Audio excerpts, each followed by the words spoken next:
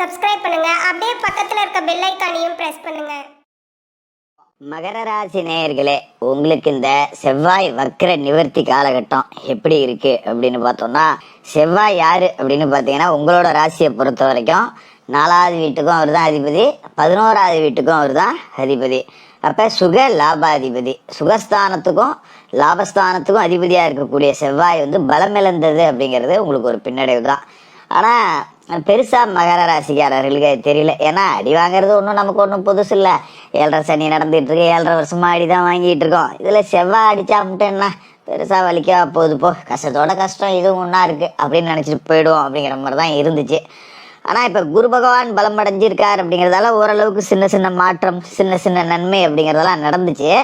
ஆனால் 2024 டிசம்பர் அப்படிங்கிறதுல தான் செவ்வாய் வக்ரகதி அடைஞ்சார்.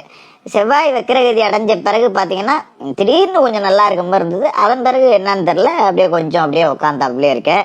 சின்ன சின்ன கெடுதல் நடக்குது. ஒரு இடம் பூமி வாங்குறதுல சிக்கல் இருக்குது. இடம் பூமி வாங்கி கொடுத்தாலும் அதால் அடுத்தவனுக்கு பலன் கிடைக்குதே ஒழிய நமக்கு 10 ரூபா பலன் கிடைக்கல, அதுலேயும் சிக்கல் வருது. இந்த மாதிரியெல்லாம் இருக்கும்.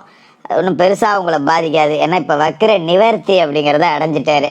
இதுக்கு முன்னாடி காலகட்டத்தில் இருந்த பிரச்சனைகள், குறிப்பாக நிலபுலம் சம்மந்தப்பட்ட பிரச்சனைகள், தாய் வழி ஆதரவு இல்லாமல் இருக்கிறது, பணம் வர்ற மாதிரியே இருக்கும் ஆனால் வராது, அடுத்த வாரம் அப்படியே தட்டிக்கிட்டே போயிட்டுருக்கோம். என்னடா இது கையில் இருக்கிற ஒரு தொகை செலவாகணும் அப்படின்னா நாம் நினைக்கிறதுக்கு முன்னாடியே ஓடி போகுது. சம்பளம் வாங்கினது தெரியும், எப்படி செலவாச்சுன்னே தெரியல. ஆனால் நமக்கு வர வேண்டிய பணம் வருவடாங்குதே சாமானியத்தில், என்னமோ போ அப்படிங்கிற மாதிரி இருந்திருக்கும். இனிமேல் கவலைப்பட வேண்டியதில்லை. அதுக்கு என்ன காரணம் அப்படின்னு பார்த்தீங்கன்னா, மாசி 9 பிப்ரவரிக்கு 11 செவ்வாய் வக்ர நிவர்த்தி அடைகிறார். சுக லாபாதிபதி அப்படிங்கிற ஒரு வக்ர நிவர்த்தி அப்படிங்கிறத அடைகிறாரு. இது ஒரு நன்மை. தாய் வழி ஆதரவு அப்படிங்கிறது உங்களுக்கு ரொம்ப திருப்திகரமாக இருக்கும். இப்போ அம்மா மூலியமா ஏதாவது காரியம் சாதிக்கணும் அப்படின்னா சாதிக்கலாம். தாய் வழி உறவுகள் உங்களுக்கு ஆதரவாக இருப்பாங்க. தாய் மாமனாக இருக்கலாம், இல்லை தாயாரோட பிறந்த சகோதரியாக இருக்கலாம், அவரோட பிள்ளைகளாக இருக்கலாம். இப்படி தாய் வழி உறவுகள் மூலமாக நன்மை நடக்கும். தாயார் மூலியமாக ஒரு பூர்வீக சொத்தை பிரிக்கணும் அப்படின்னா அப்படியே பேச்சுவார்த்தை நடத்துனீங்க அப்படின்னா இப்போ தாய் உங்களுக்கு பெத்த தாய் ஆதரவாக நிற்பாங்க. சரி அவன் கேட்குறான், என்ன கேட்குறான்னு பார்த்து பிரித்து கொடுத்துருவோம், உங்கள் பங்கு நீங்கள் எங்கே எடுத்துகிட்டு போங்கப்பா அப்படிங்கிற மாதிரி அம்மாவே உட்காந்து ஒரு பஞ்சாயத்தை பேசி முடிக்கக்கூடிய அமைப்பு. அப்பாவே சத்தம் போட்டால் கூட அம்மா சரி விட்டுட்டு போ, நம்ம பிள்ளை தானே, இது ஒரு பெரிய விஷயமா, 10 ரூபா கேட்குறான் கையில் இருந்தால் கொடு, என்ன இப்போ பொழைச்சிட்டு போகிறா அப்படிங்கிற மாதிரி எடுத்து பேசி நம்ம கொஞ்சம் ஆறுதலாக நிற்பாங்க. இது ஒரு அற்புதமான அமைப்பு. இது மாதிரி இடம் பூமி வாங்கக்கூடிய யோகம் அப்படிங்கிறதும் இருக்கும். தொழிலில் பார்த்தீங்கன்னா புது ஒப்பந்தங்கள் அப்படிங்கிறது அடுக்கடுக்காக வரும். நிறைய வாய்ப்புகள் உங்களை தேடி வரும். குறிப்பாக அரசியல் துறையில் இருக்கிறவங்க பெரிய அளவில் சாதிக்கக்கூடிய அமைப்பு அப்படிங்கிறது கிடைக்கும். இப்போ ஒரு கட்சியில் இருக்கேன், எனக்கு பெரிய பெரிய இடத்துக்கெல்லாம் போகிறதுக்கு வாய்ப்பு இல்லை, ஒரு மேடையில் பேசுவேன், இல்லை ஒரு பெரிய பொறுப்பு ஒன்று வர்றது நிற்கிது. இந்த மாதிரி வாய்ப்பு தேடி அமைஞ்சவங்க எல்லாத்துக்குமே இந்த மாசி மாதம் 9ஆம் தேதிக்கு மேலே வாய்ப்புகள் அப்படிங்கிறது வரும். அது மாதிரி எந்த ஒரு விஷயத்துலையுமே உங்களோட திறமையை நிரூபிக்கிறதுக்கான சந்தர்ப்பம் கிடைக்கும். திறமை இருக்குது, வாய்ப்பு கிடைச்சாலும் நிரூபிக்கிறதுக்கு ஒன்றும் கிடைக்க மாட்டேங்குது அப்படின்னு புலம்பிட்டு இருந்தவங்களுக்கெல்லாம் நிச்சயமாக வாய்ப்பு அப்படிங்கிறது தேடி வரும்.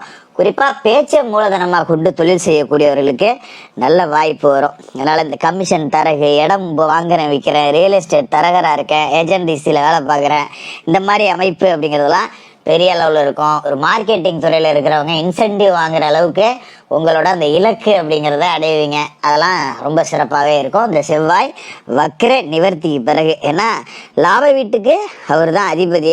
அவர் இப்போ பலமடைகிறார் அப்படிங்கும்போது ரொம்ப அற்புதமான யோகங்கள் அப்படிங்கிறது உங்களை தேடி வந்துக்கிட்டே இருக்கும். அதுமாரி ஒரு தொழில் செய்கிறேன் அப்படின்னா பெரிய பெரிய நிறுவனத்துலேருந்து உங்களுக்கு ஒப்பந்தங்கள் கிடைக்கும். இயற்கையிலேயே பார்த்தீங்கன்னா எல்லாம் நல்லதாக நடக்கும். பரவாயில்ல, இளரசனி இருந்தாலும் கூட இந்த மனக்குழப்பத்தோடு இருந்தவங்களுக்கு இதுக்கு மேலே சின்ன சின்ன நல்லது நடந்து ஒரு தெளிவை உண்டாகிடும். சரி இப்போ எவ்வளோ கஷ்டப்பட்டோம், இப்போ ஒரு படி தாண்டிட்டோம், இன்னும் 2 படி தாண்டிட மாட்டோமா அப்படிங்கிற மாதிரி அந்த மேடை நோக்கி வாழ்க்கை பயணம் போயிட்டுருக்கு பார்த்தீங்களா. அந்த நேரத்தில் ஒருத்தர் அப்படியே நம்மளை தாங்கி பிடிக்க, தூக்கி பிடிக்க, துணைக்கு ஒரு ஆள் இருந்தால் எப்படி இருக்கும். அப்படி செவ்வாய் உங்களுக்கு நன்மைகள் அப்படிங்கிறத இந்த மாசி மாதம் 9ஆம் தேதிக்கு மேலே செய்வார். அது மாதிரி செவ்வாயோட பார்வை அப்படின்னு பார்த்தீங்கன்னா கன்னிராசியில் விழுவுது, தனுசு ராசியில் விழுது, மகர ராசியான உங்களோட ராசியிலே விழுவுது. அதாவது கன்னிராசி அப்படிங்கிறது உங்களோட ராசியை பொறுத்த வரைக்கும் பாக்கியஸ்தானம். அங்கே அவரோட பார்வை விழுவுது அப்படிங்கும்போது நான் ஏற்கனவே சொன்ன மாதிரி தான், வாய்ப்பு கிடைக்காதவர்கள் எல்லாத்துக்கும் வாய்ப்பு கிடைக்கும். குறிப்பாக பார்த்தீங்கன்னா அரசியல், திரைத்துறை, கலைத்துறை இது மாதிரியான துறைகளில் இருக்கிறவங்களுக்கு வாய்ப்பு கிடைக்கும். இது மாதிரி வேலை இல்லை, வேலை மட்டும் கிடைச்சிட்டா போதும்டா, கஷ்டப்பட்டுக்கிட்டு கிடக்கிற ஒரு வேலை அமைய மாட்டேங்குது அப்படிங்கிறவங்க தொடர்ச்சியாக முயற்சி செய்யுங்க. நிச்சயமாக மாசி மாதம் 9ஆம் தேதிக்கு மேலே உங்களுக்கு வேலை கிடைக்கும். எத்தனையோ கம்பெனி ஏறி இறங்கிட்டேன், வெளிநாடு போகணுன்னு பார்த்தேன், ஒன்றும் சரியான வேலை அமைய மாட்டேங்குது அப்படிங்கிறவங்களுக்குலாம் நல்ல வேலை அப்படிங்கிறது அமையும். அதை வச்சு சரி போ, இனிமேல் நாம் 10 ரூபா பொழைச்சிக்கலாம். பொழைக்கிறது கூட முக்கியம் இல்லை, கேட்குறவனுக்கு பதில் சொல்ல முடியல. எங்கே போனாலும் என்ன வேலை செய்கிறான் தம்பிங்கிறாங்க, என்னப்பா வேலை பார்க்குறேங்கிறாங்க. நமக்கு சம்பாதிக்கிறதுக்கு 10 ரூபாய்க்கு வேலைக்கு போகிறோமோ இல்லையோ, கேட்குறவனுக்கு பதில் சொல்ல முடியல. அதுக்கானாச்சும் ஏதாவது வேலைக்கு போகணும்டா சாமி அப்படிங்கிற மாதிரி இருந்தது இல்லையா? அதை இனிமேல் நல்லபடியாக நடக்கும். கேட்குறவங்கள்ட்ட நம்ம கௌரவமாக காலரத்துக்கு விட்டு சொல்லிக்கலாம், இந்த கம்பெனியில் வேலை செய்கிறேன், இவ்வளோ சம்பளம் வாங்குறேன், ரைட்டு ஓகே அப்படிங்கிற மாதிரி ஓடிடும். அது மாதிரி தனுசு ராசியில் செவ்வாயோட பார்வை விழுவுது. விரைய செலவு அப்படிங்கிறது நீங்கள் பண்ணிட்டு தான் இருப்பீங்க. செவ்வாயோட பார்வை இப்போ பலமடையுது அப்படிங்கிறதால இதுக்கு மேலே சுப விரைய செலவுகள் பண்ணுவீங்க. நீங்கள் டிசம்பர்லேருந்து எடுத்துக்கிட்டீங்க அப்படின்னாலும் விரைய செலவு இருந்திருக்கும். ஆனால் இப்போ ஒரு 10 ரூபா நல்ல செலவு அப்படின்னா 20 ரூபா தண்ட செலவு அப்படிங்கிற மாதிரி ஓடி இருந்திருக்கும். இனிமேல் அதுக்கு மேலே இருக்காது. நல்ல செலவுகள் அப்படிங்கிறது உங்களை தேடி வரும். வீடு கட்டலாம், கட்டின வீட்டை புதுப்பிக்கலாம், பூமி வாங்கலாம், மண் வாங்கலாம், மனம் வாங்கலாம். ஏன்னா செவ்வாய் பூமி காரகன், செவ்வாய் சகோதர காரகன். இந்த 2 அமைப்புமே உங்களுக்கு பளிச்சுன்னு இருக்கும். உடன்பிறப்புகளோட சேர்ந்து ஒரு இடம் வாங்கலாம், இல்லை உடன்பிறப்புகளோட இடத்த வாங்கலாம், இல்லை ஏதோ ஒரு வகையில் இடம் வாங்க விற்க அப்படிங்கிறது மூலமாக 10 ரூபா லாபம் அப்படிங்கிறத அடையலாம். செவ்வாயோட பார்வை ராசிக்கு 8வது வீடு, அதாவது அவர் மிதுனத்திலேருந்து 8வது வீட்டையும் பார்க்குறார். உங்களோட சொந்த ராசியான மகர ராசியை பார்க்குறார். இதான் கொஞ்சம் நீங்கள் கவனமாக இருக்க வேண்டிய அமைப்பு. ஏன்னா செவ்வாய் கோவம், சல்லு புல்லுன்னு பேசிடுவீங்க. கொஞ்சம் வார்த்தைகளில் நிதானத்தை கடைபிடிக்கணும். கடக்கு முடக்குன்னு பேசிடுவீங்க அப்படிங்கிறதால வார்த்தையில் ரொம்ப ரொம்ப ரொம்ப ரொம்ப கவனமாக இருக்கணும். மற்றபடி பெரிய பாதிப்புகள் எதுவும் இல்லை. கொஞ்சம் அப்படியே நாக்கில் தேன் தடவி பேசுகிற மாதிரி இனிமையாக பேசினா காரியத்தை சாதிச்சிடலாம். இருந்தாலும் மகர ராசிக்காரர்களுக்கு உங்களோட ராசியிலே செவ்வாய் பார்வை விழுவுது அப்படிங்கிறப்ப எவ்வளோதான் நிதானமாக இருந்தாலும் கொஞ்சம் டக்குன்னு கோவம் வந்துடும். அப்போ யோகா தியானம் செஞ்சு கொஞ்சம் பொறுமையை கடைபிடிங்க. எதாக இருந்தாலும் பார்த்துக்கலாம், இப்போ என்ன இது ஒரு விஷயமா அப்படிங்கிற மாதிரி கடந்து போங்க. நிச்சயமான வெற்றிகள் அப்படிங்கிறது இந்த செவ்வாய் வக்கிர நிவர்த்தி காலகட்டத்தில் உங்களை தேடி வந்துக்கிட்டே இருக்கும். நீங்கள் 7.5 சனி காலகட்டத்தில் பட்ட கஷ்டங்கள் எல்லாம் இந்த 7.5 சனி முடிய போகிற நேரத்தில் அப்படியே உங்களுக்கு பட்ட பாட்டுக்கு பலனாக மாறும். அதுக்கு செவ்வாயும் உங்களுக்கு சாதகமாக இருக்கார், குருவும் சாதகமாக இருக்கார்.